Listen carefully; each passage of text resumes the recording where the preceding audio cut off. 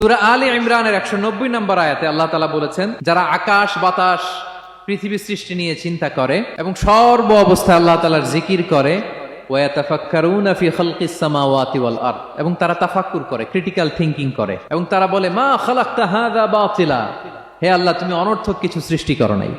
মনে রাখবেন, এই পৃথিবীতে আল্লাহ তাআলা অনর্থক কোনো কিছু সৃষ্টি করে নাই, করেছে? যেটাই সৃষ্টি করেছে এটা এর মধ্যে মানব কল্যাণ আছে না নাই?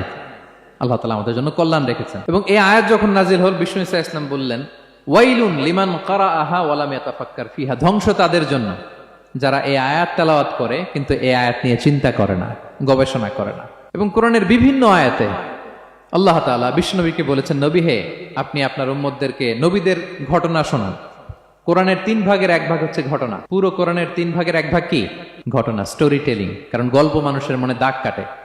আল্লাহ তাআলা বলেছেন, ফাকুসুসিল কসাসা লাআল্লাহুম ইয়াতাফাক্কারুন, নবী হে আপনি তাদেরকে কিচ্ছা শোনান, ঘটনা শোনান, নবীদের কাহিনী শোনান, লাআল্লাহুম ইয়াতাফাক্কারুন, যাতে করে তারা ক্রিটিক্যাল থিংকিং করে। তারা লূত আলাইহিস সালামের কওমের ঘটনা যখন শুনে যে আল্লাহ তাআলা আপসাইড ডাউন করে দিয়েছিলেন, তারা যখন কওমে আদের ঘটনা শুনে, কওমে সামুদের ঘটনা শুনে, তারা যেন চিন্তাশীল হয়। এবং বিশ্বনবীর সাহাবী আবু দারদা রাদিয়াল্লাহু তাআলা আনহু উনি বলতেন, তাফাক্কুরু সাআতিন খায়রুন মিন কিয়ামিল লাইলা, 1 ঘন্টা কেউ যদি আল্লাহর সৃষ্টি নিয়ে চিন্তা করে, সেটা সারা রাত তাহাজ্জুদের সালাত অফার করার চেয়ে উত্তম।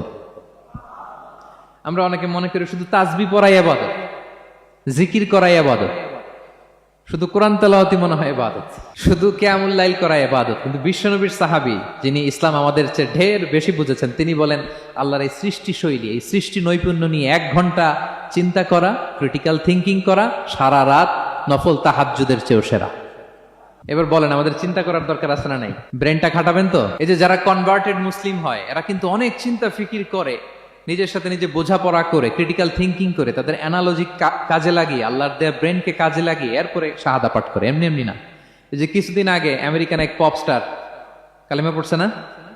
আপনি জানেন, একটা ধর্ম চেঞ্জ করা, একটা ফেইথ চেঞ্জ করা, এটা কত বড় সিদ্ধান্ত? হ্যাঁ, বাপদাদার ধর্ম, বয়স 30-40, এতদিন যে ধর্ম মানলাম, এটাকে চেঞ্জ করে নতুন ধর্মে কনভার্ট হয়, এটা কত বড় সিদ্ধান্ত? Could you imagine that? It's not a joke. নিজের সাথে নিজের অনেক বোঝাপড়া করতে হয়, তারা এই ক্রিটিক্যাল থিংকিং করে। এবং বিষ্ণু ঈসা ইসলাম, উনি নবী হওয়ার আগেও এই চিন্তার ইবাদত করতেন। তিনি হেরা গুহায় চলে যেতেন, কাবা থেকে 6 কিলোমিটার উত্তরে, 634 মিটার উঁচু, যা বলে নূরের উপরে একটা কেইভ আছে, গুহা, এটার নাম হচ্ছে গারে হেরা। ওখানে বসে বসে তিনি এই চিন্তা করতেন। তার মানে নবী হওয়ার আগে বিষ্ণুনবীর ইবাদত ছিল চিন্তার ইবাদত। নবী হিসেবে অ্যাসাইন্ড হওয়ার আগে বিষ্ণুনবীর ইবাদত কি ছিল বলেন তো? নামাজ পড়া, কোরআন তেলাওয়াত করা। কোরআন তো নাজিলই হয় নাই, কোরআন তেলাওয়াত করবে কেমনে? তখন 6 মাস বসে বসে উনি ওখানে কি করেছেন বলেন? ধ্যানমগ্ন ছিলেন, তিনি চিন্তা করতেন। ওইটাই ছিল ওনার আধ্যাত্মিক শিক্ষায়তন। ওই নির্জন গুহার মধ্যে উনি যখন চিন্তায় মগ্ন ছিলেন, আল্লাহর সৃষ্টি শৈলী নিয়ে চিন্তা করতেন, ঠিক ওই মুহূর্তে, অন্তিম মুহূর্তে, ওই মাহেন্দ্রক্ষণে নাজিল হয়েছে ইকরা বিসমি রাব্বিকাল্লাযী খালাক, read in the name of your lord who has created, পড়ো তোমার প্রভুর নামে যিনি তোমাকে সৃষ্টি করেছেন, শিক্ষা দিয়েছেন। তাহলে সম্মানিত সুধী, ইসলামের সূচনা হয়েছিল, এটা বলা যায় ফাইনালি যে ইসলামের সূচনা হয়েছিল চিন্তার ইবাদতের।